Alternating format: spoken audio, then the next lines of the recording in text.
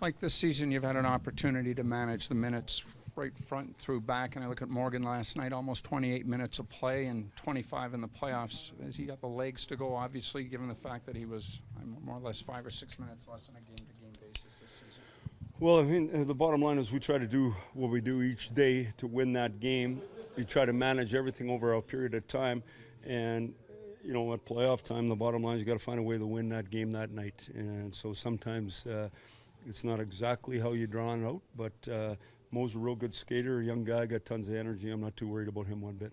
Where has Tavares grown the most defensively this season? Well, just his commitment to doing it, to sort outs in his own zone, his sort outs off face-offs, be in the right side of the puck. He plays 10 seconds. His ice time is almost the same. It just his shifts are 10 seconds less. And so what's always interesting to me each night is we weren't always talking about ice time, but what I do is I just look at their shifts and how many of the shifts they had and did they go long enough. So, you know, our game the way it is if you play too long, you're building up lactic acid and you can't perform at the highest level. So in order to play defense, you got to be fresh, and so he's done a real good job of that. Why did you think that his line, along with Mitch and Jake and Nikita, were the right group to go up against Boston's big line? I watched them play all winter, so just watched and just saw them. I thought they were good. Now you never know. When we acquired Muzz, we didn't know he was playing with Z. We didn't know guards was getting hurt, and this just. I don't want to say by accident. It's worked out. They're hard guys to play against. They play hard, and Muzz can really move the puck as well. And Z, we think, closes faster than anybody on our team and makes it harder on the other team. So those guys, and then obviously each guy up front has a different skill set, and they're good players and they play hard. How do you think Nylander did with the different assignment? I thought he was good. Actually, I'm going to meet with him here in a bit and just show him a lot of good clips in the defensive zone. We need him to really commit defensively. It's a way different job, obviously, than being a winger. And, you know, to have success, he's got to be good without the puck. What's the play of Anderson been showing you so far in these playoffs? Well, I mean, we're 3 games in. Is Austin practicing more freely day after scoring a goal? Well, actually, I think, to be honest with you, I thought this playoff, I don't think he was feeling the pressure.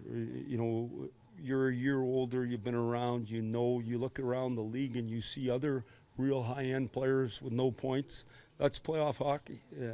But sometimes your teammates got to buy you some time. You know, I believe if he plays real well without the puck, he's going to have the puck a ton, and in the end he'll score. I thought Janssen made 2 really good plays.